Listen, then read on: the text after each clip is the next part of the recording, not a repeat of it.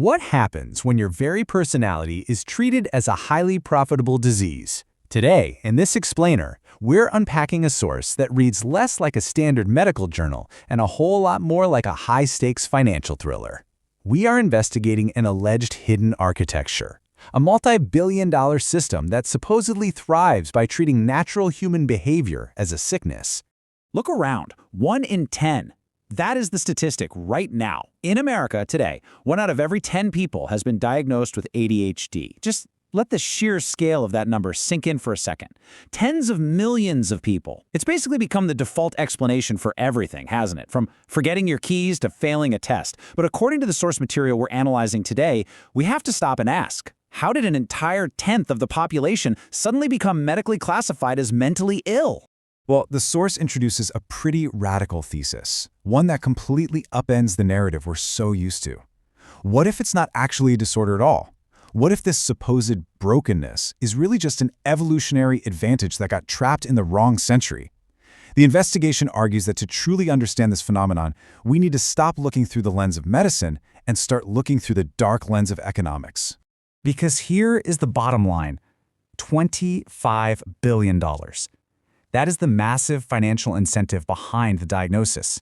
The source makes a chilling allegation here. It argues that this industry doesn't actually thrive by curing people.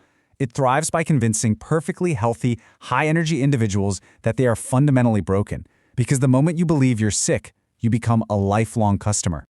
Section 1. The death of the individual. From personality to pathology.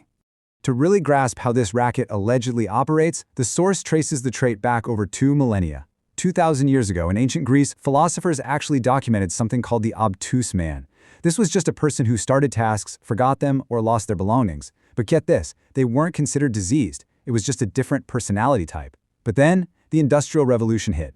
Suddenly, the economy didn't favor restless explorers anymore. It demanded obedient factory workers. And right on schedule, in 1798, a Scottish doctor officially recorded this exact trait as a quote-unquote disease of attention. And the source argues this shift was absolutely no accident. It was calculated social engineering. The creation of a nation of cogs. Pointing specifically to the Rockefeller and Prussian education models, the author claims these systems were meticulously engineered to breed submissive workers. Workers built for monotonous 8-hour days. If you were energetic or resistant to rigid discipline, you weren't creative, you were defective. Nonconformity was no longer a difference, it was now a pathology. Which brings us to Section 2, the diagnostic trap, a dangerous circular logic. If the drug makes you focus, you must have the disease. That is the dangerous circular logic allegedly born back in 1937. Here's what happened. An American doctor took disruptive kids and gave them a stimulant called benzonidine. Now, it didn't actually cure anything. It just forced quiet compliance. But the trap was set.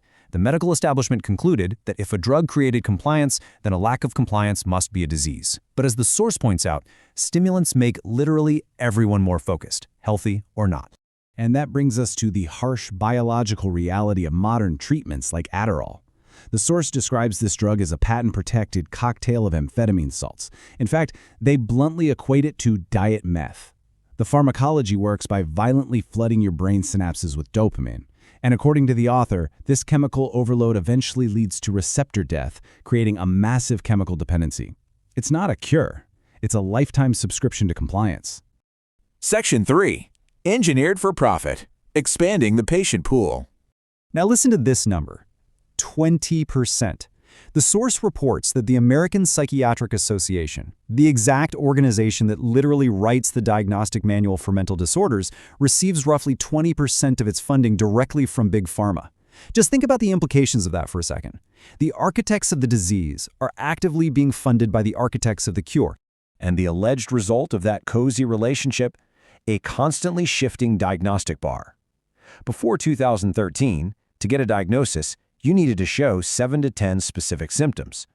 But post-2013, that threshold was slashed. Now you only need 5 out of a broad list of 18 symptoms. The source argues this wasn't some miraculous medical breakthrough.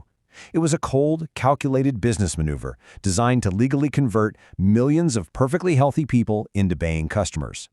And you have to look at what those symptoms actually are. Not liking homework, talking a lot, getting easily distracted, The source highlights these shockingly common childhood behaviors to show just how easily ordinary childish energy now legally qualifies as a mental disorder. They describe it as a dark system that essentially mass medicates toddlers just to suppress human nature.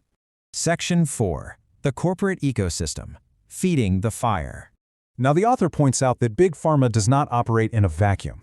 Just look at the stark contrast in global food regulations. In Europe, artificial dyes, like Yellow 6, require mandatory warning labels because they've been directly linked to extreme hyperactivity in children. But in the American market, zero restrictions. U.S. conglomerates are legally allowed to package these exact same chemicals in brightly colored boxes and tell kids to taste the rainbow. The allegation here is clear. Corporations are legally feeding children chemicals that literally cause the very symptoms Big Pharma is then paid to medicate. But this ecosystem isn't just targeting kids anymore. $13 million. That is the massive sum Big Pharma recently spent on TikTok ads in just a 4-month window. The target? Overwhelmed adults. The goal? Pushing these hyper-fast, 15-minute Zoom diagnoses. You're scrolling, you see an ad that frames your normal modern burnout as a medical condition, you click a link, and literally minutes later you are prescribed a highly addictive stimulant. Digitized, rapid-fire medicine. Section 5. Escaping the machine. The hunter-farmer hypothesis. After exposing this whole financial architecture, the source pivots to a radical reframing. It's called the hunter-farmer hypothesis. The theory basically says that traits like hyper-awareness, restlessness, and incredibly fast reflexes, those were absolutely essential survival superpowers for ancient hunters. But you trap that ancient hunter in what the author calls mediocre stan, a rigid 9-to-5 farming society, and suddenly those survival traits make you look like a failure. The system labels you as diseased simply because you were built for a totally different world. To prove this, the source points to some incredibly successful outliers. People like Richard Branson, Michael Phelps, Steve Jobs. These are individuals who exhibit these exact traits.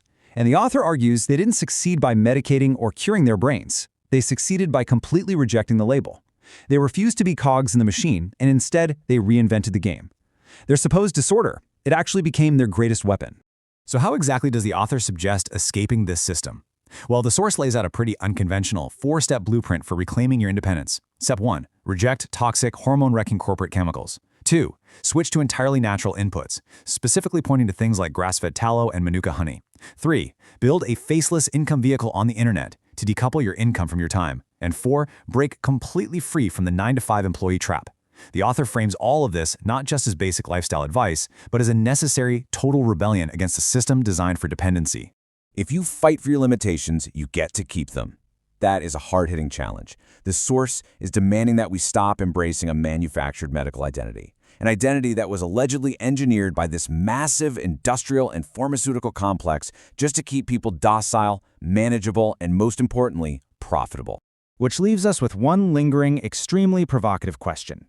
Based on the hidden power structures, the dark financial incentives, and the historical engineering we've explored in this explainer today, will you remain a willing cog in their machine, or will you stay dangerous? It's a choice that asks us to look closely at the invisible systems trying to control our minds, our bodies, and our freedom. Thanks for tuning into this explainer. Keep questioning the consensus.